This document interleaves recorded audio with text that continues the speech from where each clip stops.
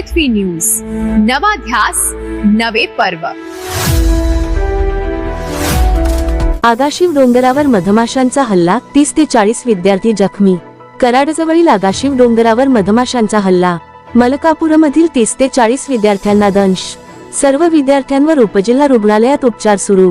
सातारा जिल्ह्यातील कराडजवळ असलेल्या आगाशिव डोंगरावर बियारोपणासाठी गेलेल्या मलकापूरमधील एका शाळेतील विद्यार्थ्यांवर मधमाशांनी अचानक हल्ला केल्याची घटना घडली आहे। या घटनेत सुमारे 30 ते 40 विद्यार्थ्यांना मधमाशांचा दंश झाला असून विद्यार्थ्यांमध्ये काही काळ घबराटीचे वातावरण निर्माण झाले। पर्यावरण संवर्धनाचा संदेश देण्यासाठी शाळेतर्फे आगाशिव डोंगरावर बियारोपण उपक्रमाचे आयोजन करण्यात आले होते।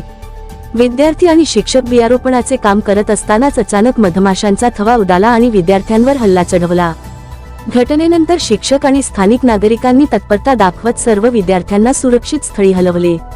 त्यानंतर जखमी विद्यार्थ्यांना उपचारासाठी कराडच्या उपजिल्हा रुग्णालयात दाखल करण्यात आले। वैद्यकीय अधिकाऱ्यांनी विद्यार्थ्यांवर तातडीने उपचार सुरू केले असून प्राथमिक माहितीनुसार बहुतेक विद्यार्थ्यांची प्रकृती स्थिर आहे। काही विद्यार्थ्यांना डॉक्टरांच्या निरीक्षणाखाली ठेवण्यात आले आहे।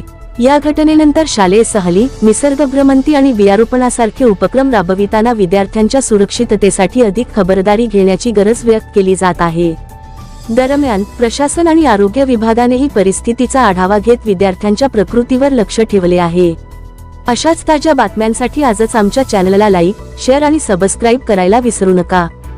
सागर दंडवते, पृथ्वी न्यूज, कराड।